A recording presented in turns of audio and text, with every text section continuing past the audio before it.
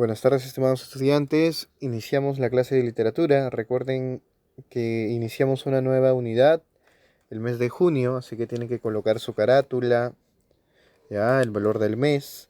En esta oportunidad vamos a tratar el tema de figuras literarias.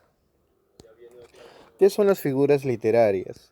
Son los distintos recursos estilísticos, ya, utilizados por los literatos para embellecer la creación artística. Consiste en modificaciones del uso corriente y normal del lenguaje. Recuerden incluso que los escritos literarios están en un plano super estándar, ¿no? En que el lenguaje es mejor tratado, ¿ya? Donde se escribe de forma en que busquen una estética, un placer al quien lo lee. ¿Estamos? Entonces van a ser las omisiones, repeticiones, cambios gramaticales, comparaciones, etcétera, ¿ya? Ahora, las figuras literarias no solo son exclusivas del escritor o de la literatura, ¿ya? También se pueden encontrar figuras literarias en el lenguaje coloquial o en la música también. Por ejemplo, cuando uno dice, ¿no? Vino al Perú en busca de fama y fortuna. Mi cerebro no funciona bien. La inflación se está comiendo nuestras ganancias, ¿verdad? Ahí apreciamos, por ejemplo, metáforas, ¿no? Metáforas de la vida cotidiana. Entonces, a veces estos recursos estilísticos no podemos decir que son propios de la literatura, ¿no? Pero sí son muy usados en ella, ¿ya? A ver, muchachos, se puede clasificar las figuras literarias en figuras de sentido o de forma, ¿ya? O sentido fondo, perdón. En ella tenemos la hipérbole. ¿Qué es la hipérbole? Es la exageración de hechos, cualidades o circunstancias. Por ejemplo, ¿verdad? En este poema de Quevedo. Oh, más dura que el mármol a mis quejas. Acá hay una exageración al decir más dura que el mármol, ya que el mármol, una de sus propiedades es la dureza. O cuando nosotros decimos en un verso, escuchamos, por ejemplo, me dueles hasta el fondo del alma, ¿verdad? Me duele el aire que respiro. Son exageraciones ya poéticas. Todo ello se llama hipérbole. Luego tenemos la metáfora, que es la comparación directa de dos elementos. A veces uno de ellos no aparece, sino que se sobreentiende. Por ejemplo, en el poema, nuestras vidas son los ríos, ya, que van a dar a la mar, ya, que es la muerte, ya. Por ejemplo, ese es un poema de Manrique. Entonces ahí compara implícitamente la vida con el fluir del río y que el río fluye o termina en el mar como la vida en la muerte, ¿verdad? Está haciendo una comparación para hacerla más estética. O por ejemplo, tus dos luceros iluminan tus rostros. Con lucero se refiere a los ojos, ¿no? O los diamantes de tu boca. Con diamante se refiere a los dientes. O el cielo está lloviendo, ¿verdad? Se refiere a la lluvia. Entonces es una comparación implícita que pretende embellecer lo que uno afirma o lo que uno quiere dar a conocer. ¿Estamos? O lo que uno quiere poetizar, mejor dicho. ¿Ya? Esa es la metáfora. Luego, chicos, tenemos el símil, que es una comparación indirecta, usualmente se identifica con ciertas palabras. Y se puede decir incluso que es más explícita, ¿ya? Se usa ciertos términos, tales como tal, cual, parece, se asemeja, etcétera, ¿ya? Como tal, cual, parece, se asemeja, etcétera. Por ejemplo, quien no llorara aunque tenga el pecho como un pedernal, ¿verdad? Compara un elemento con un pedernal, ¿verdad? O como decía Chocano, ¿no? Viví como el rayo, raudo pero breve, ¿ya? Compara su vida con un rayo, ¿ya? Viví como el rayo. ¿Estamos? Entonces, cuando usan esos elementos como tal cual para hacer comparaciones un poco más explícitas, es un símil. Luego, chicos, tenemos la metonimia y este recurso, por ejemplo, no solo se usa en la literatura, sino en la vida cotidiana también, ¿ya? Es el reemplazo de un término por otro que tenga igual o similar significado, pero que se relacione, ¿ya? Por ejemplo, eres la causa de mis lágrimas, ¿ya? Eres la causa de mis lágrimas. Lágrimas, ¿verdad? ¿A qué hace referencia? Apenas. Y en la vida cotidiana se puede emplear, por ejemplo, cuando sustituimos un elemento para referirnos a todo el conjunto o viceversa. ¿Ya? Por ejemplo, cuando alguien dice voy a jugar pelota, ¿verdad? Con pelota, con un elemento se refiere al fútbol. O cuando dicen vamos a jugar taco, con taco se refiere al billar, ¿verdad? El taco es un elemento del billar, como la pelota es un elemento del fútbol. ¿Estamos? O por ejemplo, necesito 5 cabezas. ¿Ya? Con cabeza se refiere a toda la persona. ¿Ya? Entonces es un elemento que relaciona o engloba lo demás. ¿Ya? Esa es la metonimia. Luego, chicos, tenemos el sinécdoque. En realidad es un tipo de metonimia, ¿ya? Solo que los términos que se reemplaza están relacionados, como les dije, ¿no? Partes o parte, todo, ¿ya? Por ejemplo, el pueblo lo eligió. Con pueblo se hace referencia a ciudadanos, ¿ya? La escuadra zarpó.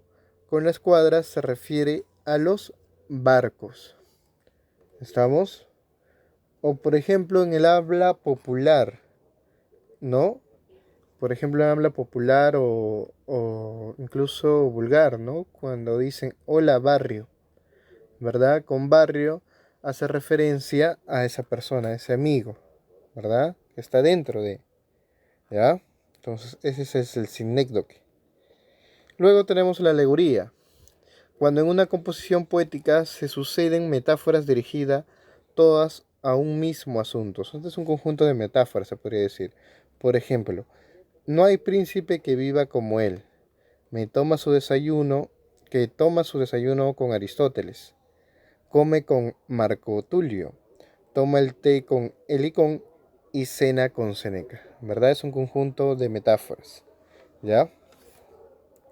Luego, chicos, tenemos el hipérbato. El hipérbaton vendría a ser la alteración del orden lógico de las palabras.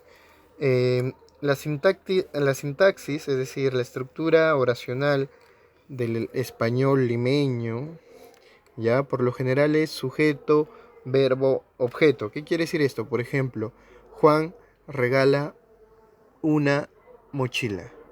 Miguel compró un cuaderno. Lucía escribe una carta, es decir, sujeto, verbo, objeto.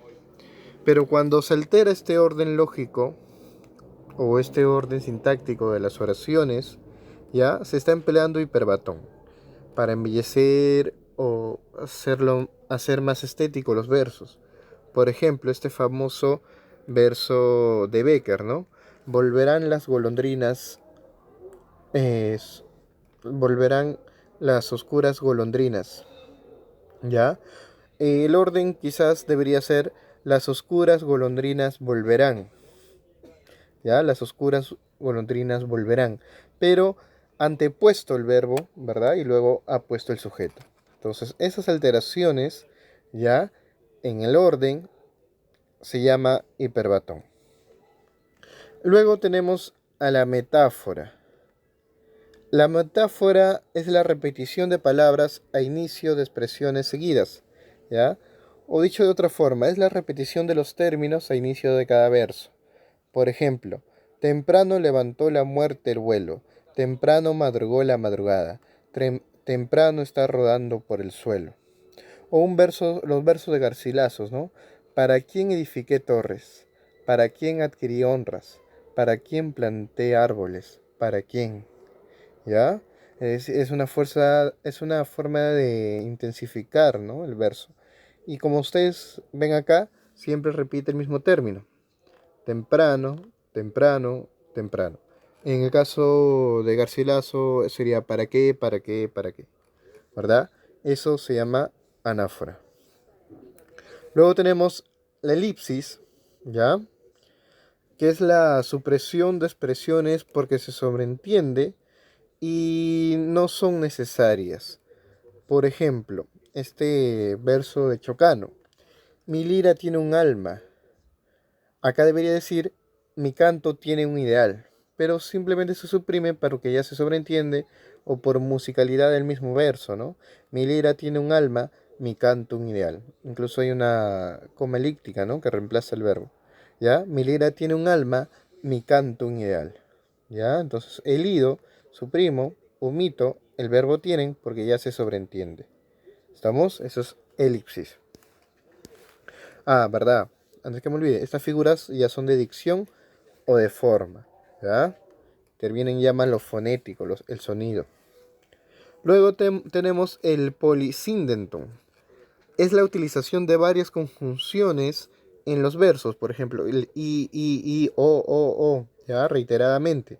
Por ejemplo, que ya el sonido y las amargas voces y ya siento el bramido de Marte, ¿verdad? En vez de colocar una coma, se apuesta por conjunciones ¿verdad? Ya de forma reiterativa, ¿ya? Que ya el sonido y las amargas voces y ya siento el bramido de Marte. ¿Estamos? Luego tenemos el ascendenton, que es lo opuesto. Acá ya vendría a ser la supresión de conjunciones, lo opuesto a lo anterior, a la polinsyndenton. ¿Ya? Por ejemplo, querrán descuartizarlo, triturarlo, mancharlo, pisotearlo, ¿ya? Entonces, en vez de colocar un i al final de la enumeración o cualquier otra conjunción, simplemente ponen la coma, ¿ya? Es decir, están omitiendo las conjunciones. Luego tenemos, chicos, la literación. Cuando ciertas letras o palabras de las expresiones de la expresión representan el sonido de lo que se está hablando. Por ejemplo, hoy el sórdido son de la resaca. Hoy el sórdido son de la resaca.